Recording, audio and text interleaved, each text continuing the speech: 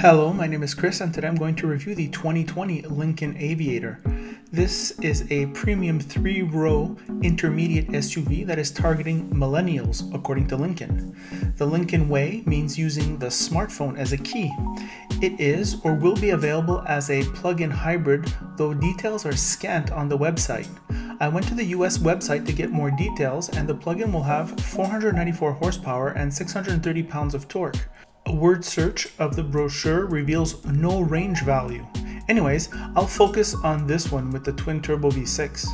I like the way Aviator looks, classy soft lines, elegant and powerful.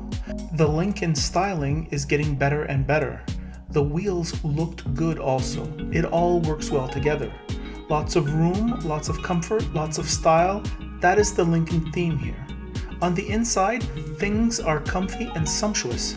I am not sure things are quite on the level of BMW X5 in terms of that screwed together tight feel or style, but in terms of total luxury, this Lincoln has that Lincoln comfort, if you want, version 2020, and a feeling of heft and a great feeling of roominess and quiet ride quality. A cocoon. Innovative touches such as this voice activation in the steering wheel is cute. The visibility is good, the power impressive.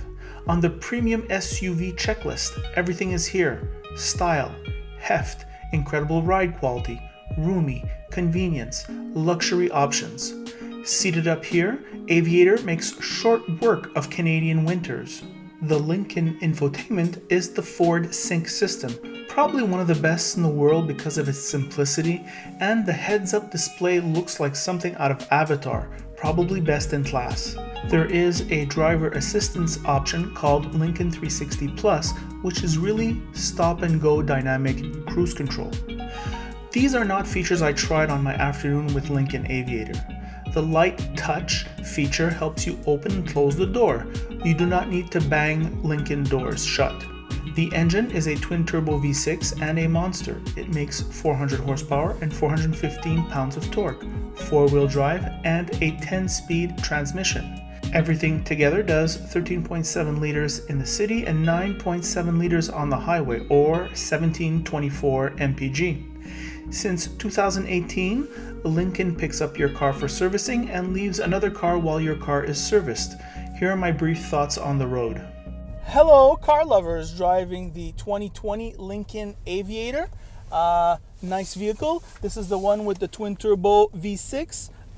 It has quite a bit of power. Let's check that out right now. Oh, so pretty good power. I can't believe it moves this big thing so fast.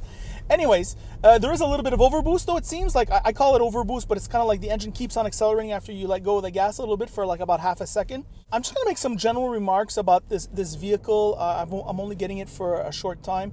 I'm going to talk about the engine transmission. Those are obviously working well with the exception of that overboost. Lots of power. It carries this vehicle's weight very well.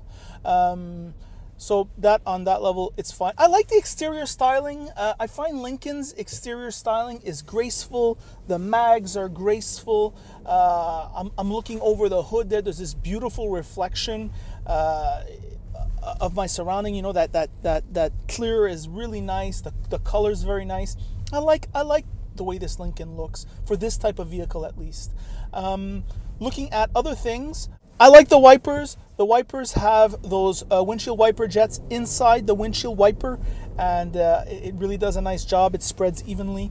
I love this heads-up display. This heads-up display is nuts, actually. It's like, I think it's almost the nicest one I've ever seen. Really nice stuff. Digital dash here, very nice. This infotainment display, very nice. Relatively simple to use, I think. I used it a little bit before. No problems there. You know, so from a technology level, it's not overwhelming, and it just seems to work. Also, the climate control, all hard buttons, volume, tune knob, those classic features stay the same. I always find it a little bit difficult to use those when they're in the touchscreen. So I think Ford, from a technology point of view, it did that well. The suspension, there's two types of suspensions when they overdo it. There's one where it feels like molasses, and there's other things where you feel it's very top top heavy. You feel like a top, and there's like a little bit of bounce on this vehicle. You hit bumps, and sometimes there's a little bit of bouncing. You feel the center of gravity is so high on this vehicle, and that's perhaps a less of a refined experience. The seats are very comfortable, very adjustable. Here you have this like kind of like icon of a seat, this 3D icon of a seat, and it's so easy to adjust. Much better here than below by the seat. I don't know why everybody doesn't do it that way. It's really convenient. So very convenient at that level. There are some issues of fit and finish. I don't think you feel quite like you're in that German built out of cast iron feel, you know, where everything seems to be screwed together so tightly. You don't get that feeling in here as much.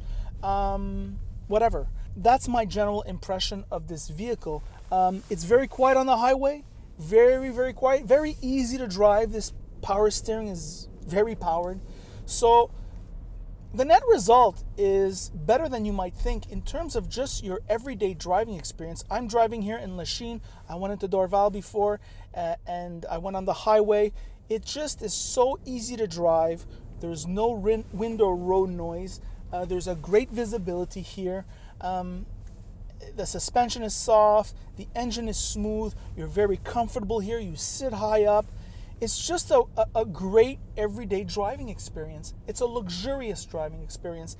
And so based on that, and despite the flaws I mentioned, I think it is recommendable for a lease. I think it looks good on the outside and on the inside too. I think there's a simplicity here that I enjoy. And those are my thoughts. And by the way, if you like this video, like it. If you don't like it, don't like it. And if you really like it, well, then you should subscribe. And if you love my videos, if you think they're awesome, well, then you should hit the notification bell, and you'll be notified every time I come out with a video. And that's pretty awesome. And that is it.